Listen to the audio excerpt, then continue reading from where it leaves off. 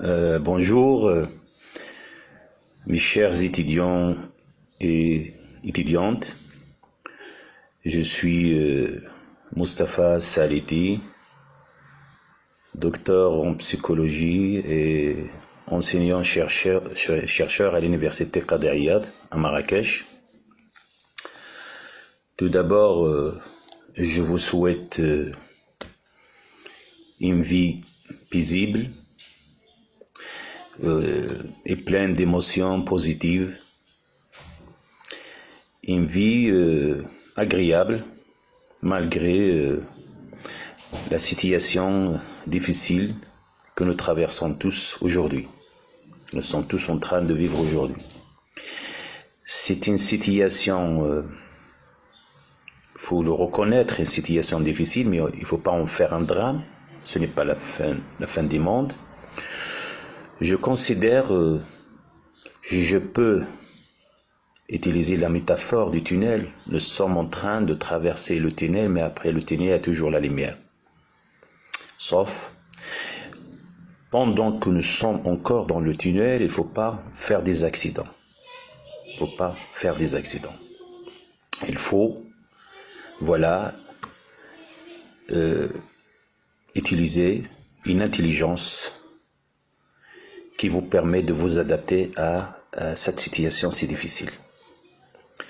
Donc, mon intervention s'inscrit, d'accord, bon, dans le contexte du confinement imposé par le virus de Corona.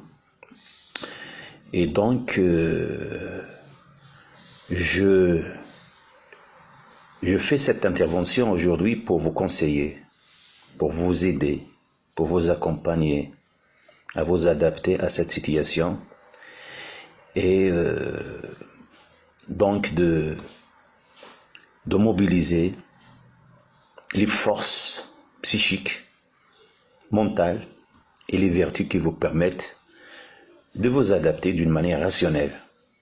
Pas une adaptation passive, centrée sur les émotions négatives, mais une adaptation rationnelle qui permet donc de continuer à vivre, de considérer cette phase comme une phase éphémère, pas une phase durable, de ne pas avoir le sentiment d'impuissance, de ne pas se dire dans sa tête que nous avons perdu des choses intéressantes. On n'a rien perdu. C'est une phase de transition, c'est une phase normalement qu'il faut considérer comme toutes les autres phases de la vie, parce que parfois la vie nous surprend, mais il faut être fort mentalement, il faut être fort psychiquement, penser à l'avenir et ne pas être dépendant d'un passé si différent des autres phases de la vie. Alors, et cette intervention rentre aussi dans le cadre de l'université positive. La mission de l'université est, certes, c'est de vous former académiquement pour avoir des diplômes, pour réussir dans sa vie professionnelle, mais aussi de vous soutenir, de vous accompagner dans les périodes difficiles pour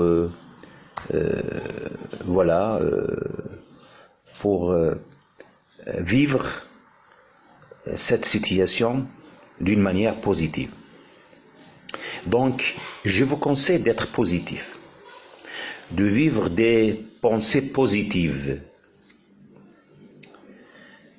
La pensée positive génère des émotions positives, ce qui vous permettra de continuer à travailler, à faire des efforts, à combler le vide, parce que vivre le vide n'est pas bon.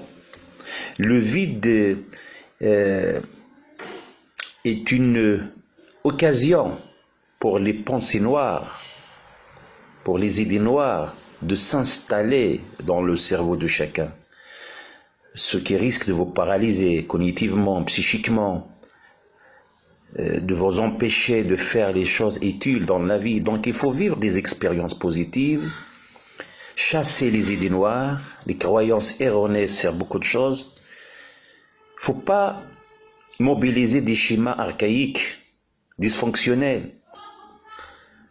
Il ne faut pas se dire toujours qu'on n'a pas de chance, qu'il n'y a que des malheurs qui nous arrivent. Non.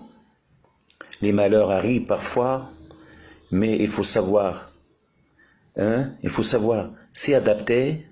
Il faut savoir aussi mobiliser les forces, le courage, la patience, l'optimisme. Moi, je suis dans la psychologie positive. L'optimisme est un facteur de réussite, est un facteur du bien-être, parce que l'enjeu essentiel aujourd'hui, c'est un enjeu, c'est le bien-être de chacun. Il ne faut pas que la situation nous détruise. Il faut continuer à travailler, à vivre des expériences, à être créatif et surtout à faire des choses importantes. Je vous conseille aussi de créer, vous les étrangers, de créer des groupes, ce qu'on appelle les groupes de discussion, parce que le groupe a des fonctions très importantes. Il permet à la personne d'avoir des échanges, d'avoir des communications positives, etc. Éviter les communications négatives, parce que c'est cette communication négative qui est la cause d'une contagion mentale négative. La contagion mentale, je parle de la contagion mentale quand les idées négatives circulent et s'installent sournoisement dans la tête de chacun. Donc, il faut travailler, il faut continuer à vivre. Vous êtes chez vous. Et nous sommes en train de vivre dans l'imaginaire collectif où les frontières religieuses, les frontières ethniques, les frontières linguistiques n'ont aucun sens. Nous partageons les mêmes valeurs universelles aujourd'hui. Toutes les frontières aujourd'hui sont donc éradiquées. Ce qui nous rassemble aujourd'hui, ce qui nous unit aujourd'hui, ce sont les valeurs partagées. Ce ne sont pas les particularités religieuses ou culturelles. Vous êtes chez vous. Notre pays donc respecte toutes les personnes qui ont, même s'ils sont différents de nous, religieusement, culturellement, mais nous sommes dans un pays qui est caractérisé par le multiculturalisme, par le respect de toutes les religions, par le respect de toutes les races, de toutes les couleurs. Alors, il faut que vous viviez le sentiment de sécurité, parce que c'est le sentiment, c'est le besoin le plus fondamental actuellement, c'est le sentiment de sécurité. Donc, accepter la situation, s'engager dans des activités, s'engager dans des projets. Il ne faut pas être pessimiste. Il faut vivre heureux avec vos amis, en contact toujours avec vos proches. Et nous sommes là aussi pour vous soutenir. Et on peut même vous transmettre les coordonnées si vous avez des problèmes, etc. Donc, il faut faire une bonne gestion de soi. Il faut bien dormir, il faut manger, il faut se reposer, il faut lire. Parce qu'aujourd'hui, c'est la gestion de soi qui est très importante. Et nous espérons que cette période sera vite oubliée. Et nous passerons à une autre phase post-confinement. C'est là où nous allons encore remobiliser les forces et les vertus que nous avons acquis pendant notre enfance, etc. Donc, il faut donc voilà, faut pas être stressé. C'est vrai que nous sommes en train parfois de vivre un stress positif, parce que c'est ce stress positif qui est le facteur de protection. Heureusement qu'il y a, bon, mais il faut pas exagérer. Il faut vivre un seuil de stress toléré et adopter des stratégies d'ajustement, d'adaptation qui sont plus efficaces aujourd'hui.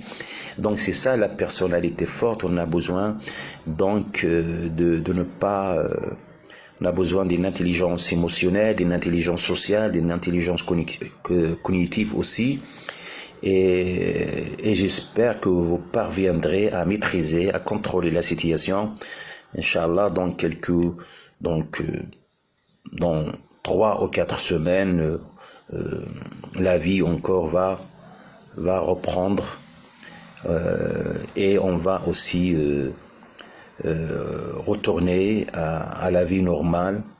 Je pense que cette période me permet encore d'en tirer des leçons positives. C'est parce que dans cette situation-là, nous sommes tous en train de nous évaluer nous-mêmes, de faire du bilan, de penser autrement, d'accommoder nos schèmes de pensée, de remettre en cause des choses qui nous ont négativement influencés dans la vie quotidienne. Donc, je pense que il y a un problème actuellement, mais ce n'est pas un drame, ce n'est pas la fin du monde, et il ne faut pas se laisser influencer par des idées négatives, parce que ça va détruire votre santé psychique, votre santé physique, au détriment de ce qui est très important, c'est la réalisation des projets scolaires et professionnels. C'est la raison pour laquelle vous êtes ici, au Maroc. Donc, je répète encore une fois, vous êtes chez vous, soyez les bienvenus. Les professeurs, les universités sont avec vous, solidaires, et il ne faut jamais se sentir étranger dans un pays qui vous réserve tout ce qu'il faut pour être heureux aujourd'hui. Merci et à la prochaine.